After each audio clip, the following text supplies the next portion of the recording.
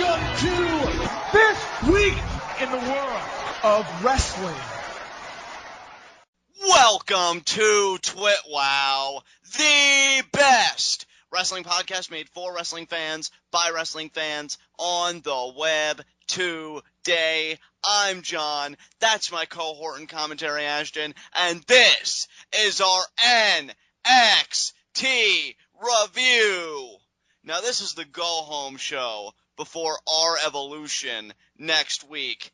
And I gotta say, as is per usually the case with NXT, that this was a phenomenal episode. But I'm not gonna draw on and on. Instead, I'm gonna hand the ball to my cohort and commentary here because I think he, better than anybody, can articulate how brilliant this episode was. So Ashton, what'd you think of it? Dude, this was probably my favorite episode of NXT of the year. He freaking loved it, guys. I'll tell you, he was reacting to certain segments so excitedly and so positively that I almost wish that we would have done live reactions for just a regular run-of-the-mill episode of NXT, no live special or anything like that, because I just felt like your reactions were that enthusiastic and that infectious. I think how positively you received this product tonight is what NXT is all about. So yeah. I loved it, man. Yeah, it was awesome, and I probably said 2 or 3 times, just kind of catching myself marking out and being self-aware, that I marked out more for this show than I did for Sting. Which, I mean, it speaks volumes about just so many things. I can't even list them all. I think just the tagline by itself, it speaks for itself, and it's able to defend itself on its own merit, just how great NXT is. And I'm not even going to try and add to that. I think we could get right into our first segment, Heat of the... I can't even finish with a straight face. Get out of here with that bull crap. No. Yeah. Ain't got no Heats of the night tonight. Absolutely not. No way. And neither does Ashton, as he just said. So now we can get right into our NXT review, where we do things up with a little bit of flair, as it's Charlotte versus Mia Yim, surprisingly making her NXT debut. Yeah, well, I don't even know if you could consider this a debut. I think this might have just been like the Eddie Edwards, Davey Richards thing, where they just kind of show up for one show that's kind of like a tryout and see how they do. Because I don't think they gave her a name. I don't remember seeing that she signed. I don't remember seeing anything about Mia Yim being in WWE. So this might have just been like a one-off, like a one-time thing. I will say that one thing that I usually praise NXT for is that usually for it's quote-unquote jobber matches, you have the person on the other side of the ring at least get some offense. It's very rare that you see like full-blown squashes, and when you do, it seems very out. And we had 3 tonight. Yeah, we had 3 tonight. And like I said, when you do see them, it seems apropos for the character, as 2 of them were. But this one was one of them, and I just felt weird to me seeing Charlotte this dominant. I get it, the experience edge being the champion, but I would have really liked to have seen at least a little bit of back and forth before Charlotte got the win. But yeah, this is pretty decisive for the champion. Yeah, this was. I say it all the time about the Lucha Dragons, and I used to say it a lot about the Ascension, but I'm going to say it again here. This was basically a Charlotte exhibition match. Yeah. I mean, really, all I can really remember is the neck breaker transitioning into natural selection. Bow down to the queen, yeah. Yeah. And, she gets the 3 count. It was the post-match, however, that really deserves attention, Ashton. Yeah, it was the post-match that I was friggin' losing my mind because just Sasha Banks is just that freaking good. Yes, she is. She comes out in a Charlotte t-shirt, so already she's playing the head games. Well, and the great thing is it wasn't a standard issue Charlotte t-shirt either. It didn't say, if you're going to do it with flair. It said, if you're going to do it like a boss. Nice. I did not catch that, so great catch there. Yeah. But, she pretty much comes out wearing the tee. And she says, oh, that was such a great effort, Charlotte, such a great match. So why don't you just give me that NXT Women's Championship, because I'm going to win it off of you anyway. Oh. I love the attitude that she came out with tonight. Like, she it's one of those things where everyone talks about how she's ratchet, and then she just kind of embraces it and acts even more ratchet in her promos. It's amazing. Exactly, like she really let the fans' comments, which were drummed up by Charlotte. She got the ratchet chants going, but Sasha embraced them, and by doing so, really deflected their negative impact. And I love it. I love how she didn't diminish within Charlotte's gaze or within the boos or the jeers of the crowd. No, she kept owning it, man. This was her moment, and I really feel like, and you know what, that is one theme I can say about this NXT, in my opinion. We saw a lot of the contenders to the respective champions really step up in their own ways tonight, and Charlotte was the first, because this was a promo delivered with confidence and fire, and I loved it. Yeah, this was Sasha Banks at her best, and it didn't even stop with the promo, because at one point Bayley comes out and cringes the place up because she cuts this line about how she's going to say what Charlotte is too nice to say, and she wants Sasha to shut her ratchet face or whatever. And then Sasha's just like, oh, shut up, you scrub, and she kicks her in the knee. And this is how you know that Bayley's losing me, because I laughed when this happened. Yeah. I laughed at Bayley's efforts, and I laughed at her. Now, does that make me a horrible person? Yes. Yes, it does. Well, if that's the case, then I'm also a horrible person, because I laughed too. But, you know... Actually, I didn't even just laugh, I cheered. Well, that's just it. Like, I am so firmly in Sasha's corner. Another thing I forgot to mention, because I only mentioned that one line in the promo. I mean, she told Charlotte, and I thought this was a great line, that she has more flair in the tip of her pinky than Charlotte does in her whole body. And then she went one step further, and she says, in fact, I have more flair in the tip of my pinky than you and your daddy combined. Yeah. And then she said, I'm going to leave you a loser just like your old man. And she taunts Charlotte. And just, again, the vitriol, but the confidence behind it was so good. And you know what, though? I will say Charlotte stood her own, because, like, while Sasha was cutting this just absolute venom, Charlotte turned her back on her, and started doing the thing where you kind of kick your legs up to clean your shoes off, to wipe your feet before you get in the ring, but she was doing it in Sasha's general direction. I love it, dude. Yeah. I love it. If these women get the time, which they normally do at live specials. I think they will. I think that this is going to be a good 15-minute match. Which is going to be great, because after a segment like this, you need to give them time to tell their story. Yeah. Because I felt like we got a nice morsel of it here, and I loved it. I want the full entree, so to speak. For sure. Charlotte goes to check on Bayley. Sasha tries getting the jump on her, but she gets caught. Charlotte's calling for a ref to be brought out. I guess maybe she has an idea that they're going to do their title match right here, right now. And it looks like she's really going to put the boots to Sasha. But Becky Lynch makes the save. And then she didn't even really make the save. She just kind of distracted Charlotte long enough for Charlotte to save herself. Yeah, I think... Or not Charlotte. I said Charlotte. I meant Sasha. I know, I've been so careful about not doing that because the name's just so similar. But yeah, I think the better thing to say would be Becky Lynch definitely provided aid by, providing the distraction. Right. And then Sasha comes out of nowhere with the lung blower. And then, because I'm always a mark when baby faces or heels do this, I don't know why it gets me every time, she goes over and she picks up Charlotte's NXT Women's Championship and she raises it above her head and then puts it around her waist. I'm like, yes, I want it so bad. She rocked the crap out of that friggin' belt too, man. Like, yeah, she did. It looked so good. I mean, dude, you and I were talking tonight, and we were kind of assembling, like, who our favorites are in NXT, and honestly, like, if you were to ask me to do it over and over again, I guarantee you different superstars would rank different places every time, because the roster is just that good overall, and certain guys I could feel a certain way about it, any given week. But Sasha's definitely in my top 10. She is just that good. In fact, now that Emma and Paige are gone, I have to say that I think Sasha Banks is my favorite women's wrestler on the roster. It's wonderful. Yeah. Oh, I mean, that's... I might, other people kind of outside our little bubble between you and me here would probably disagree with me, but I feel like that's kind of a given at this point. Because, I mean, Charlotte's good and all, but she's just not on the same level as Sasha. And Bayley is good and all, but she's been really, like, she's not anywhere near as good as Sasha on the mic, and she doesn't have the attitude and the character to go along with her in-ring ability, and it's just one of those things where Sasha at this point is the whole package, and Bayley and Charlotte are both lesser versions of that. Absolutely. I mean, I really hope next week we are able to call Sasha our new NXT Women's Champion, because John, I don't think that you could have ever predicted me having being able to say this, but I think Sasha might be my favorite diva on the entire roster, not just NXT.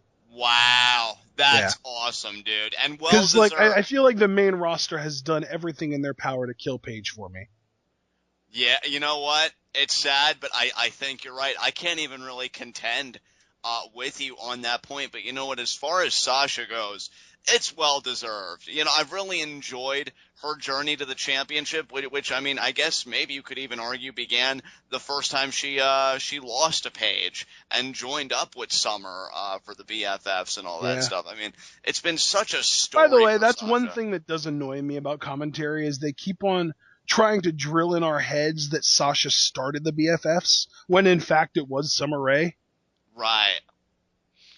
But, I mean, it's been such a journey for Sasha Banks, and for it to culminate in the NXT Women's Championship will definitely be a mark-out moment for me. I'm sure you as well. And it'll just continue the great lineage that I think the NXT Women's Championship has built for itself. So. Absolutely. Yeah. This was just this whole opening segment. The fact that WWE, or the fact that NXT, I should say, feels confident enough in their women to open a show to really get the crowd hot with the women, and the fact that it ended up working speaks volumes. Absolutely. I mean, it shows that when you give women as talented as these women are, you know, in this case, Charlotte and Sasha and, you know, the women that have come before them, they deliver, they knock it out of the park, and it just leaves the fans wanting more. And I cannot wait for Charlotte versus Sasha at our Evolution. Absolutely. It's going to be amazing, and it's next week. And we're doing preview and predictions when? How does Tuesday sound? Tuesday sound good? Yeah, that'd probably work. Yeah, but then again, I want to do this. Are we going to do preview and predictions for the ROH show, or are we just going to do live reactions for that? I think we're just going to do live reactions for that. Okay. All right, that works. Yeah. All right. Glad we got that situated. Up next, we had a Vaudevillains video package, but this time the Lucha Dragons are dropping water balloons off Town Hall. Yeah, I know, those dastardly Lucha Dragons. Oh, man, unbelievable. I mean, once again, putting the NXT Tag Team titles in jeopardy. So the Vaudevillains go over, you know, they see the Lucha Dragons dropping those water balloons. And the Vaudevillains pretty much devise, hey, we'll tie these weights to their feet, and we'll give them the weights, and they'll just drop to their own demise, you know, unknowingly. And that's exactly what happens. We get another big, like, hyperbolic atomic explosion. The mushroom cloud. Great. The mushroom cloud. And I gotta say, Ashton, I love that this is a running theme for this feud, and I hope they do things like this. I mean, not necessarily the exact same thing, but doing that olden time, golden age of film and television, so to speak, sort of vibe going forward in future feuds and everything else, because it works so well. I love it, man. I freaking love it. Yeah, absolutely. I'm not the biggest fan of the Vaudevillains, but this is some of the best stuff that they've done for sure. Definitely. And you know, I think that means a lot coming from you, because everybody knows, like, how big I am on them. Right. So if you would say this is great, it would just be like, well, yeah, of course you think that. Exactly. And not that you've ever hated That's like a mom calling her son handsome. Like. Yeah, exactly. Or saying, yeah, you're my favorite, definitely. You know, so it definitely, I think, has greater value when you come forward and say, because you've never hated the Vaudevillains, but I know you're not as big on them as I am, so it definitely means something. I'm kind of meh on the Vaudevillains. Oh, man, so good. Those mustaches, though, especially Simon Gotch. Well, does Aiden English even have a mustache? He has facial hair going on, but I don't know if it's specifically a mustache. All right. We get this segment, and it transitions into a Vaudevillains match against the wubbiest team, the team that has the dubstep entrance, Team Thick. And Team Thick, consistently, week after week, a little bit more each time, just shows what a great packaging they are in every respect, really. Especially Buddy Murphy. Yeah, Buddy Murphy got the hot tag for his team this week, and holy crap did he take full advantage of it. The fact that somebody his size can move the way he moves just blows my mind. I'm telling you, dude, I don't know. See, the funny thing is I think everybody's expecting Lucha Dragons to go on a really lengthy run with these championships. And really, all I think you'd need to do is establish Team Thick, and I could buy them as heels too, if they wanted to. Either establish them as heels, or hell, just really hungry baby faces, as we've seen with Sami Zayn, which I cannot wait to get to that main event segment. But either way, I think the moment you want to put stock in Team Thick, I think people will care in a major way, because these guys are wonderful. Yeah, I think that they could be legitimately built up as the Lucha Dragons' next contenders if the Vaudevillains don't win the titles on Takeover or Evolution. Completely agree with you. In fact, I hope they are the next contenders. That's how far I'll go with it. Yeah. I think they're great. But you know what? I mean, it wouldn't be a review on my behalf if I didn't praise something about the Vaudevillains. And I gotta say, I loved the collective. It wasn't just one individual, it was both. Like, as a tag team, you know, the Vaudevillains showing match psychology, working the leg over. Yep. And the NXT crowd has a new favorite chant, too. Yeah, what was that? Explain that to me, because I was a little lost, admittedly. Well, everyone's familiar with Family Guy, and when Peter Griffin gets the golden beer ticket, he runs home and he trips and falls and hits his knee. Right. And so now anytime somebody has an injured knee on NXT, the crowd does what Peter Griffin did, and they go, ah, ah, ah, just over and over again. Ah, okay. This crowd is so clever. I love it. Man. I know. Like, it's so good. It's just, I love the NXT crowd. And I think the best part is, and I think my thing is, if it wasn't proven with the Ascension, I think it's proven more now than ever. The NXT crowd will find ways to have fun with anything. They will. They didn't even like the Ascension when they won the tag titles, but they latched on to Ya, and they started to use that to the point that they were the ones that got the Ascension over with themselves. Yeah.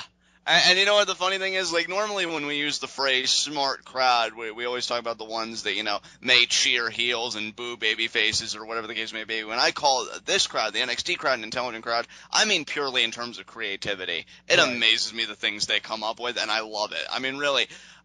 You often hear, and to the point where I think it becomes cliche, where they say, oh, the audience, you know, they are the show. They're such a huge part of it. But I think the NXT crowd really is an intimate and integral part to NXT. I think they contribute legitimately and not in a way that's obnoxious to the experience. And there's not many crowds I can say that about. Yeah. So good on you guys. Absolutely. I love it, man. But yeah, you were absolutely right. The Vaudevillains were displaying some excellent heel tactics, excellent heel psychology in this match.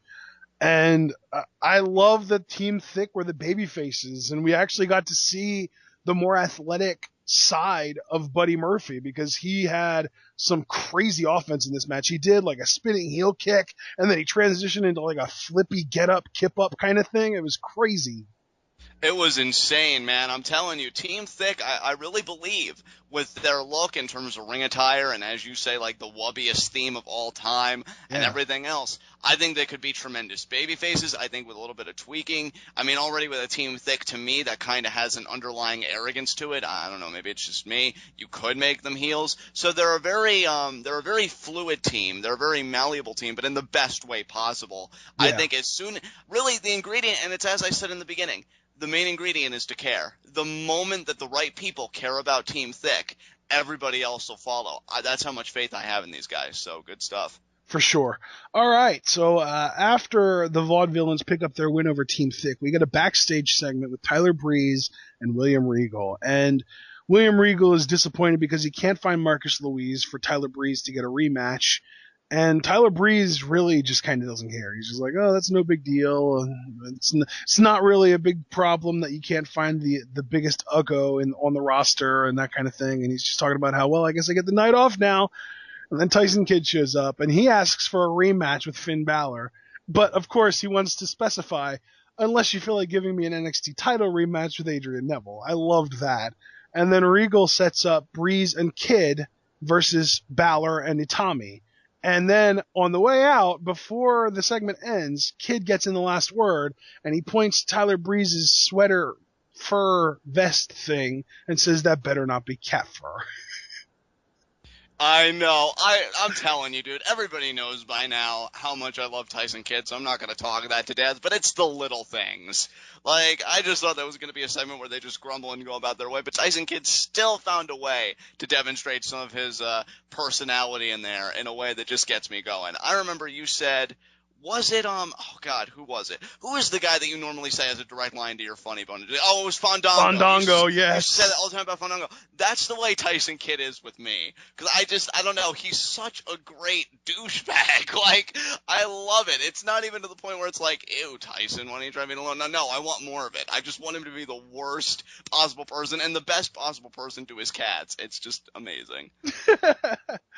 Well, so we have that match set up for later tonight, which I promptly mark out to because it sounds amazing. And then we go to the ring and we have Bull Dempsey versus, I guess it was Elias Sampson, I'm not sure. And this was, I think that the crowd counted, but very like loosely, and I think they got to like 21 maybe. Yeah, you know what? I think you're right about that. Yeah, this is pretty much a squash whose only story I guess we'll get more into in the next match. But yeah, Bull Dempsey, I believe, won off the headbutt, the flying headbutt, Yeah. and he pins Elias Sampson. And then he goes up to the back, and then the lights go out. You hear the motorcycle rev up, which can only mean one thing. Baron Corbin, baby. Yeah, and I love that Baron's entrance happened while Bull was still on his way up the ramp. Just like they did last week. See, again, it's But funny. the opposite, because last week Bull came out while Baron was finishing up and leaving. Yeah, I mean, I love that because it's like we said last night in our Lucha Underground review. Everybody check that out if you haven't yet. You know, they have a sense of continuity, and it goes such a long way. Yeah. And I love that they're keeping those little mind games in mind. And speaking of continuity, you know, they kept it up with Bull's match. They started the whole counting thing originally for Baron Corbin, and they kept it up with Corbin, but not before telling Steve Cutler, Baron's gonna kill you. Was it Steve Cutler? It was Steve Cutler. I'm telling you, man. Oh, that's just too good. Elias Sampson and Steve Cutler form the next job squad. Maybe with Angelo Dawkins. Yeah, man. I mean, if the Shoot Nation doesn't work out, why not? But yeah, Steve Cutler falls victim to Baron Corbin in 13 seconds. Yeah, that was impressive. I love, too, that there's almost a level of continuity with the time, too. Because Bull beat Elias Sampson in 1 second less than Baron beat him last week.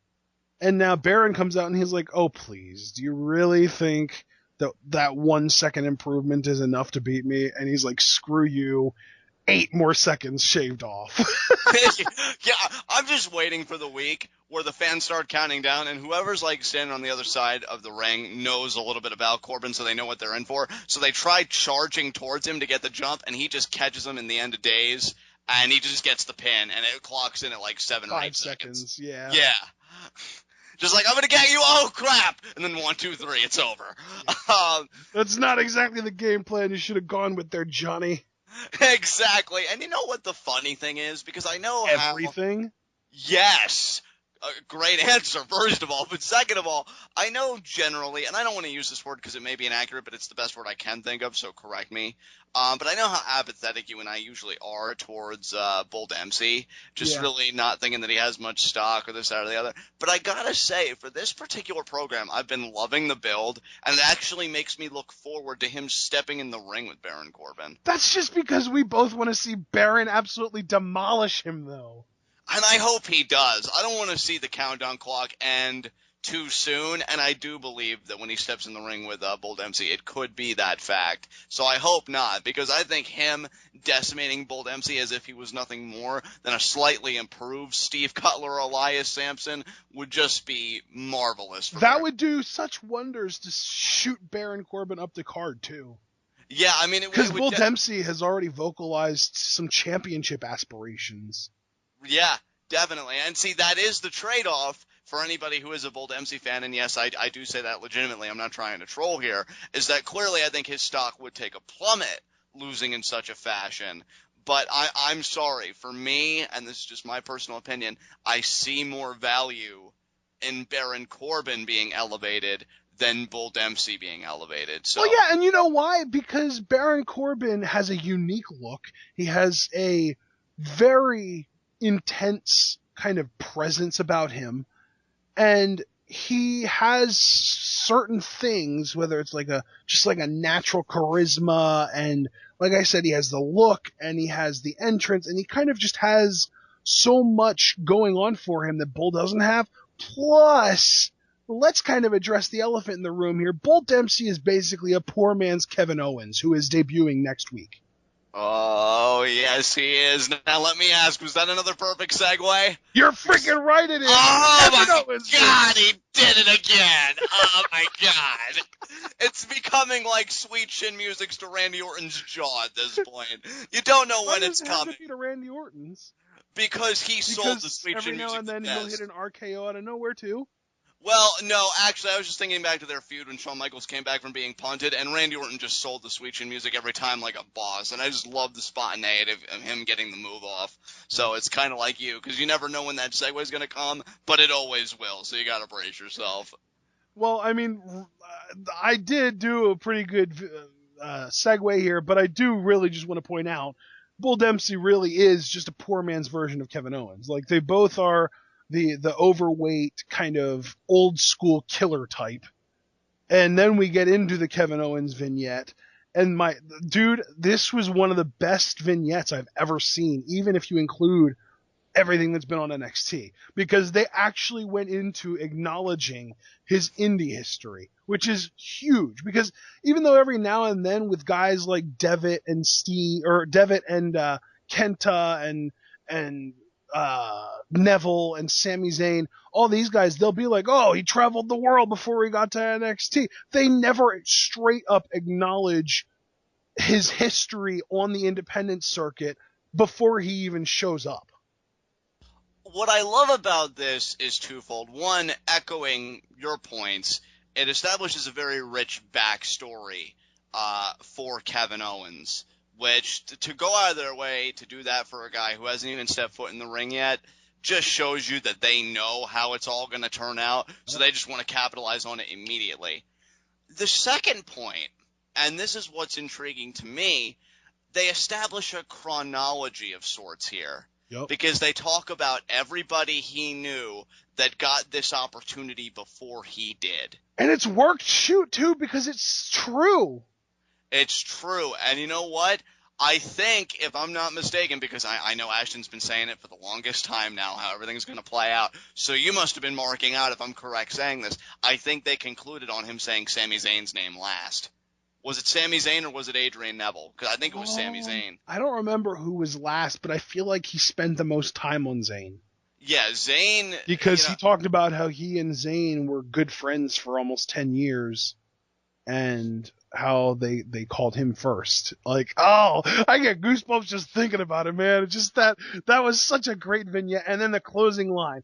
My name is Kevin Owens, and I will fight anyone and everyone who gets in my way. And he's been saying that at the end of every one of these vignettes. And this one just felt so much more directed because it was like he was just straight calling out all these guys. And, oh, it's so good. I mean, I doubt WWE would do this, but I think because of this vignette, you have great source material. Anytime you do a program, whether it's the Kevin Owens Zayn program, if they want him and Neville to go at it, I mean, hell, maybe him and Seth Rollins in the future, he can go back to that mindset. Him and Brian? That's right, he mentioned Brian as well. He even talked about how they were a tag team at one point. Yeah.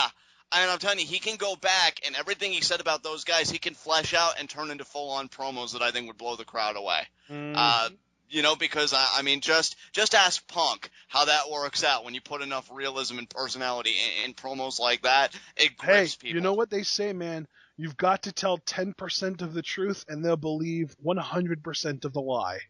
There you go. That's beautiful. And I think that's Kevin Owens right there, because I can see him coming in, and when the first time he gets on a microphone, I can see him being full of a lot of piss and vinegar, so to speak, because I think he's coming to take people's heads off, and I can't wait. It's going to be amazing. I cannot wait. Dude, to me, the biggest thing that I just hope doesn't happen at NXT TakeOver Our Evolution is some random jobber is in the ring and then Kevin Owens music hits, because I don't want him to debut with just a regular match. I want him to debut by attacking the newly crowned NXT champion Sami Zayn at the end of the show. I want him to close this show. I mean, I think WWE, of course, is well aware of the history with those two guys, and I think that's how they're going to do it, because I think they want Owens to come out just strong immediately, be on the radar immediately. Yep. If they don't, and I'm just saying this as a caveat, if they don't, you know they're keeping it in their back pocket, though. And that is one good thing I can say. Like, either way, it's happening. It's not a question of if, it's a question of how it'll happen, because, and I can't wait, man. Kevin Owens, I think, and you know what, I hate to say it, but I'm looking more forward to Kevin Owens than I did Sting. And I think that's because, you know, we know that Kevin Owens is going to be able to give us so much. And just seeing him a little bit in ROH, and maybe that's just the thing, I haven't had as much exposure to Owens as I have had to Sting. Ladies and gentlemen, you've got to realize this is kind of like, because I've been paying attention to ROH since early 2010. So I was there during pretty much the entire Steen Generico angle. And like, to me, that was Kevin Steen's crowning jewel, like his crown jewel. That was the thing that made him go from really, really good big man wrestler to indie superstar, like absolute indie, just darling. I don't even like that word, because WWE has turned it into like a negative connotation, but that's basically what it was. And John didn't get to experience that. John and I, or I guess I should say I have only gotten John into ROH here in the last maybe 6 to 7 months, if that. Like, the first show that we watched together was ROH War of the Worlds, and I think that was in June. And we did end up going back and watching the May pay-per-view as well, but that's all that John knows about ROH. So the only Kevin Steen that he is familiar with is the babyface version of Kevin Steen during his last months at ROH. He doesn't know what heel, vicious, Steen's gonna kill you Kevin Steen can do. And I can't wait. I want him unleashed on that entire roster. And I'm telling you guys, I mean, we've seen Hideo Itami, we've seen Finn Balor, now it's Owens' turn, and the three of them collectively on that roster are going to turn the wrestling world on its ear. And dude, the crazy thing is, we can talk about Itami and Balor and Owens, but we can't even forget that we have Sami Zayn, we have Adrian Neville, we have Daniel Bryan, we have Seth Rollins, like, we have Cesaro. We basically have the 2010 Ring of Honor roster on Raw and NXT right now, and they are pretty much all killing it. Yeah. I mean, even those like Cesaro, who seems to be struggling a little bit, looks impressive every time he goes in there. He hasn't been slouching any from a personal standpoint. I mean, these guys are bringing it. They're hungry and they're going hard. I love it, man. And that's really all I can say about that for now until next week. It's like 2010 ROH meets 2011 New Japan. It's amazing. It's crazy. It's ridiculous. But so after the Kevin Owens vignette, we get our main event match, which was the tag match, which was Tyson and Tyler versus Balor and Itami. And this, I mean, it wasn't nearly as amazing of a match as I expected it to be, but that's just because as soon as I heard the guys that were going to be in this match, my expectations went to really just unreasonable levels. But it was still a solid match, and the right team went over, I'll say that. And we got just kind of the right amount of stuff from everybody involved. Yeah, I mean, really, your review, I think, encapsulated both of our sentiments, because there really wasn't anything too noteworthy outside of the finish that I could point out, except that Tyler Breeze, you know what, like, I love that we're getting this new influx of talent, but I do look forward to the day when Tyler Breeze's stock goes up again, because he's still marvelous. He was doing a vicious stomp in the corner, I want to say, to Itami, and the referee tried to back him off, and he's like, "Don't you touch me! Ever!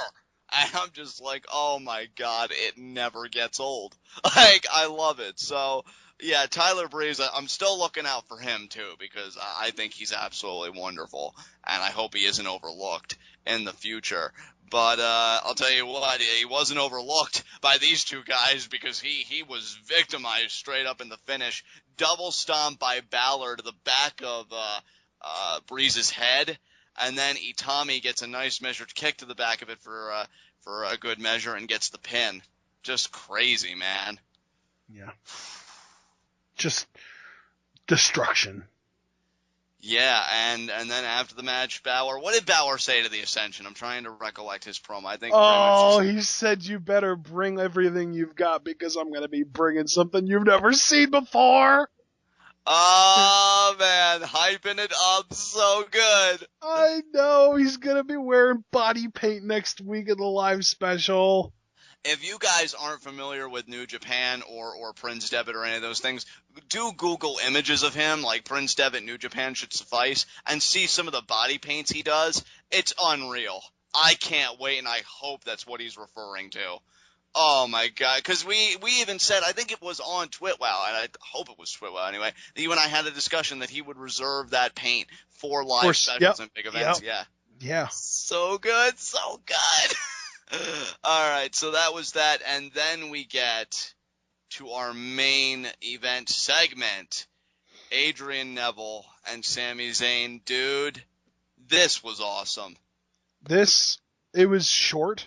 It was a lot shorter than I expected it to be, but I think that it being short almost worked in its favor. Definitely. I think it had the right amount of punch to it. You wouldn't want it to drag on too long and overstay its welcome. Not that I'm sure either of these guys are really capable of that, but still, I think they wanted to be succinct. I think they wanted to deliver the punch to it, and I think they just wanted to get out of there. And Adrian Neville, comes out, talks about, how hard he's worked, how hard it is to be the NXT champion. And he pretty much goes on to say, me and Sami Zayn, we are friends. I know all about his journey. He knows all about mine. But, next week, I can't be held responsible for my actions, and saying, that I'm not going to hold anything back, and I'm going to come at him with everything. And I can't be blamed for whatever happens if Sami Zayn will end up having to hang his boots up. At which point, Sami Zayn comes out, and I love this from Zayn, because if anybody has ever heard me on TWitWoW or just in any discussions about wrestling with Ashton here say that I wish John Cena would be more human or be more vulnerable, Sami Zayn demonstrated perfectly, better than I ever could in words, what exactly it is I'm talking about. Yes. And you know what, dude? My thing is, he wasn't... Sami Zayn, I said this to you while we were watching this. I am already, Sami Zayn's already my number one guy on NXT. He didn't need to do anything to win me, moreover. But if I wasn't a Sami Zayn fan before tonight, he just won me over again, all over again. Because it's just, it's amazing to see that a babyface cares more about proving himself to himself than pandering to the crowd or being the nice guy. And people identify with that because, they were so in Sami Zayn's corner. And I forgot one very important point, and I apologize. Adrian Neville's promo. Adrian Neville's promo, which incited Sami Zayn. He says, Zayn, you come up short because you're always too nice, and I will win by any means necessary. So even though the great thing is, he said that, and then after Zayn cut his initial promo, Neville tried to take advantage of that.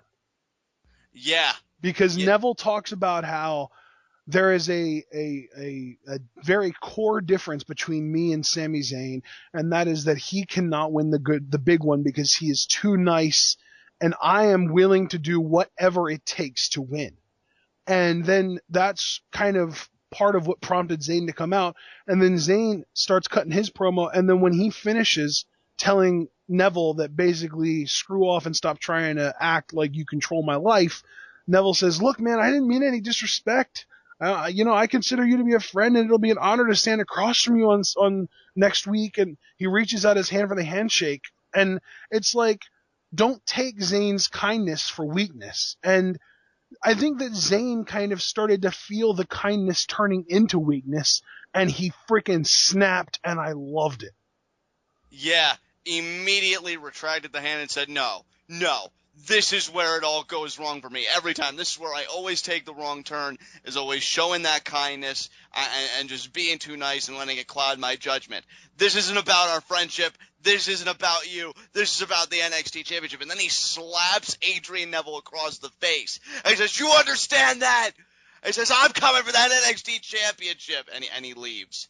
It is just and the crowd, again, it was a feeding frenzy in there. They couldn't be more pro Sami Zayn if they tried.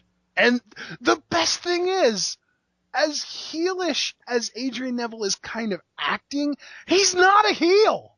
Yeah, he isn't. I mean, he's still, for all intents and purposes, in the babyface alignment, and Sami Zayn just does not give a shit. And Sami Zayn just does face so much better.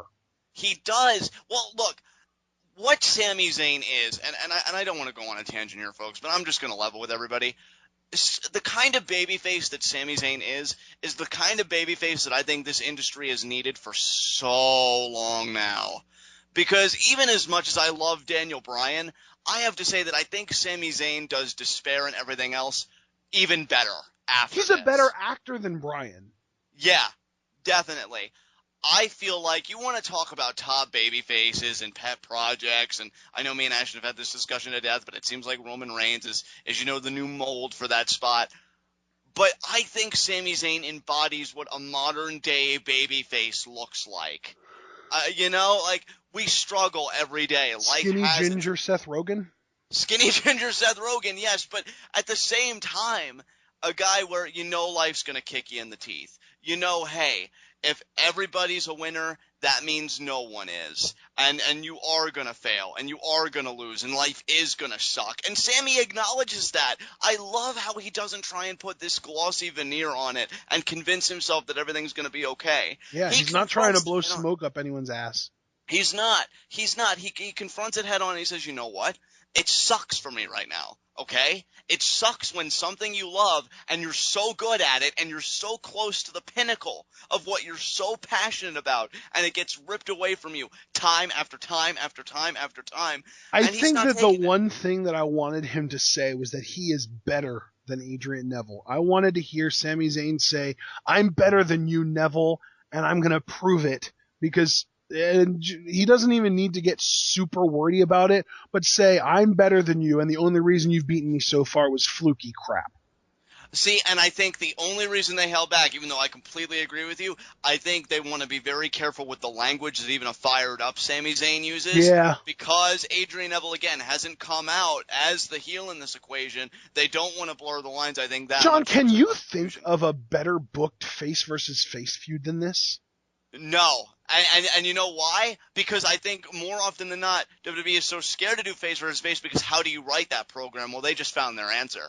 This is how you do that program. And they've done it so perfectly because they've relied, and rightly so, on just the rich backstory of past championship opportunities with Zayn that we come here, the final collision. And that's only because Sami imposed that on himself. Like, that's how far he's willing to go. And really, it's not like in the past when John Cena would have championship opportunities or big matches and they'd say, oh, but John, if you come up short, you can never wrestle again or you lose this opportunity or that. Because Sami, and I don't say this in a negative way, in fact, oddly enough, I mean it in a positive way, he's a perpetual loser. He's not this guy that, hits it out of the park, but then maybe strikes out a couple times. No, I mean, he consistently strikes out when it matters. And Sami Zayn is a properly booked babyface in the WWE where it seems like they are incapable of doing so. Yeah. And that scares me because I would want them to keep that same mentality with Zayn when he got on the main roster.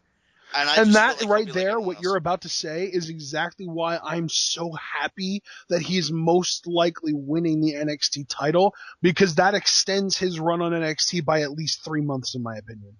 Definitely. The longer he stays on NXT, the better, because as soon as they call him up, they're gonna do everything in their power to screw him over, to screw everything that NXT has done for him up.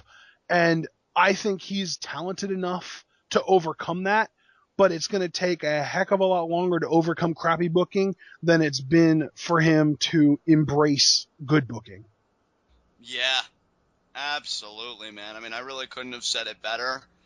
I am so stoked for this rematch. You know what the funny thing is? Like, we were so excited because we thought this match was going to get a stipulation added to it, and from the looks of it, that's just not going to happen. Well, no, I thought it might end up being a ladder match, but it's not, I guess. Right. But I think the story has been so brilliantly told, like, I don't even care. You know, I'm just looking forward to these guys going at it again and just having their match and getting their 25 to 30 minutes to tell their story, and then Sami Zayn wins the championship, and then hopefully, you know, everything ties together and Kevin Owens emerges. Because here's the thing.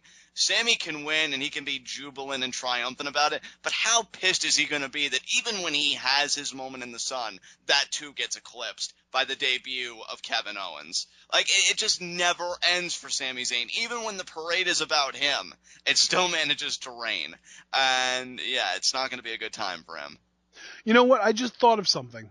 Yeah. Because of the fact that they acknowledge that Owens and Zayn have been friends for 10 years, I can accept Owens having a regular match just to show what he's all about.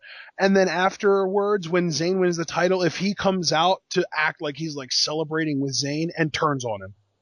That would be marvelous. I see, that's the funny thing with Kevin Owens, just to return to that for a second. I think there are so many right ways that you can debut him, but just as many wrong ways. So yeah. I'm really curious how they're going to handle it. But then quickly shifting the focus back to Zayn Neville, I don't think I've ever been more hyped for an NXT Championship main event. Well, really, since the crowning of the first NXT champion, or hell, even more recently, NXT TakeOver Fatal 4-Way, because that main event was stacked. Yeah. But, well, yeah. I mean, that's the thing, though. Like, this whole card to me is mind-boggling. I mean, sure, yeah, the main event match is going to be great, but at this point with NXT, if that's not a given, there's something wrong. Yeah. But the rest of this card, I mean, Sasha versus Charlotte, they could get 15 minutes and that could be an absolute technical masterpiece. Yeah. Finn Balor and Hideo Itami versus the Ascension, that's going to be the physical equivalent to Cesaro versus Sheamus from Night of Champions this year. Right. And plus Finn Balor very well could be wearing the body paint, which would be incredible. Right. I don't know if we're going to get Corbin versus Bull, but if we do, that's going to be amazing. And probably the most overlooked match, because of the fact that the entire match has been built on promos and video packages rather than in-ring work, Lucha Dragons versus Vaudevillains is going to be incredible. Definitely. And I love the story about that, too, because the Lucha Dragons are the only team to hand the Vaudevillains a loss. Yep. And now they meet again. Wait, wasn't it the other way around? Wasn't the Vaudevillains the only team to hand the Lucha Dragons? No, it was Lucha Dragons beating the Vaudevillains. So. Oh, that's right. On their way through that tournament to get to the NXT title, the tag titles. That's right. So yeah, we've got a great story there, and you know I freaking love the Vaudevillains and I love what they've done, so you know I'm looking forward to that. Just this whole card though. Speaking of the really Vaudevillains, stacked. What's up with Jason Albert calling them the Vaudevillians? It ticks me off, and I want to punch Jason Albert in the face every time he does it. I But mean, good God, between the Vaudevillians and Charlotte. I know. I wish he would go back to being a Japanese white guy. But yeah, I mean, dude, I think you said it perfectly, man. I mean, this card from top to bottom, and it's what I say consistently about NXT's overall product, not just their live specials. It really is a show that I believe they genuinely cater to everybody. Because you could say WWE does that, like, oh, we have women wrestle, but it's nowhere near the caliber of NXT women's matches. Not even close. So, I mean, I think NXT genuinely caters to women. They genuinely cater to fans of tag team wrestling, big guys, small guys, everything in between. It's amazing, and this show is going to be absolutely incredible. I have very high hopes for it. Yeah, and I mean, like you were saying about the catering to women, if I am a woman, I am cheering so much for Charlotte to win this match. Yeah, definitely. She's a strong, confident champion. I think people And really to me, what makes her special is that she doesn't have one of those sort of stereotypical archetype characters that WWE hands to their women, where it's either crazy or I guess crazy. That's about it. Yeah. Well, I mean, yeah. Well, okay, Then crazy or catty. Those are the two. Crazy Yeah, or catty. yeah.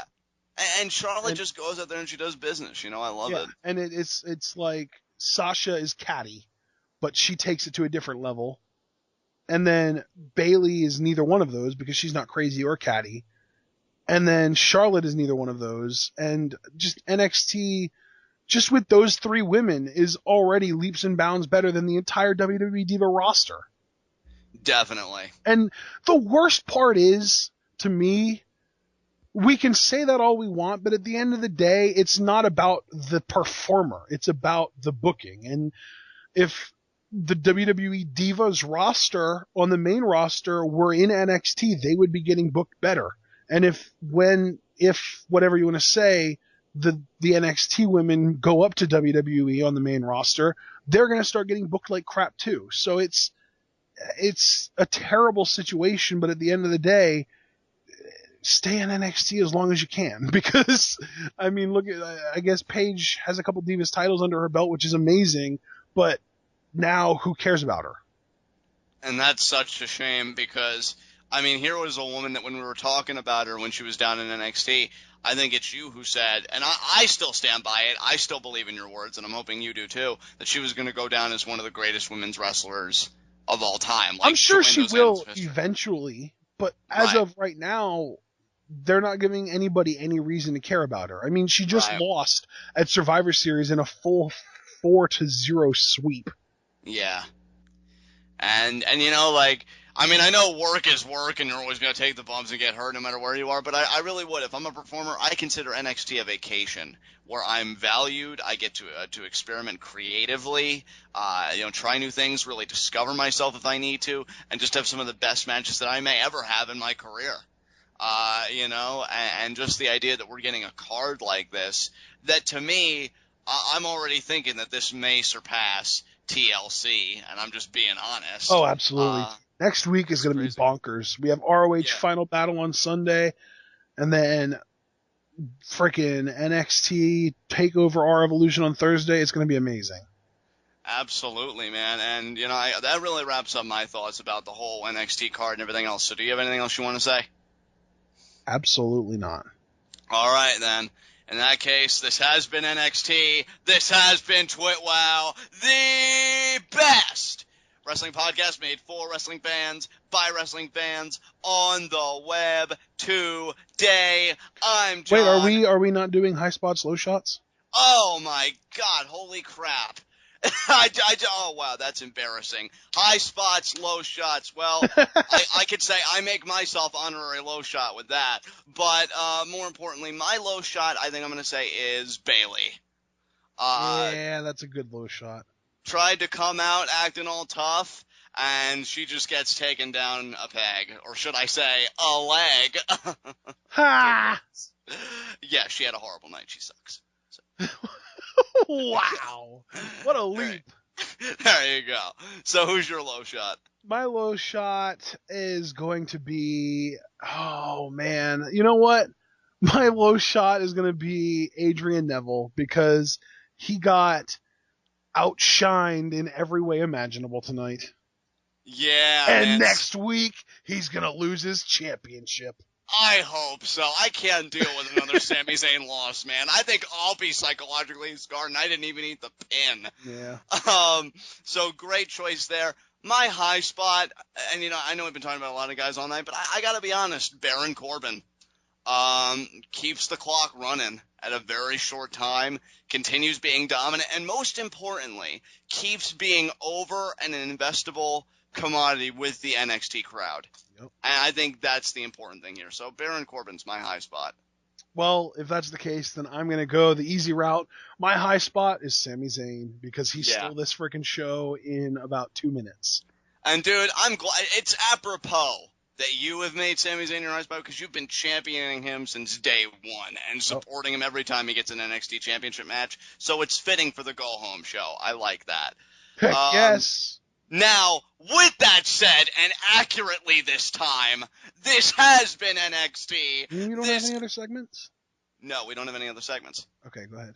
Okay. This has been NXT.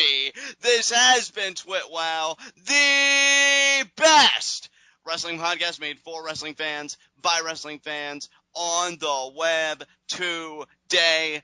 I'm John. That's my cohort and commentary Ashton. Guys, be sure to comment and subscribe on YouTube. Discuss on Fleet Off. What did you think about Sami Zayn bringing the fire this week? Do you think he can finally win the big one? Let us know, and we will see you again for our ROH Final Battle live reactions, where the question looms, am I going to pay for turning heel on our audience and endorsing Adam Cole? Well, if it was anything like me preemptively trying to conclude this episode, then probably. But still tune in with us to find out. All right, see you guys then.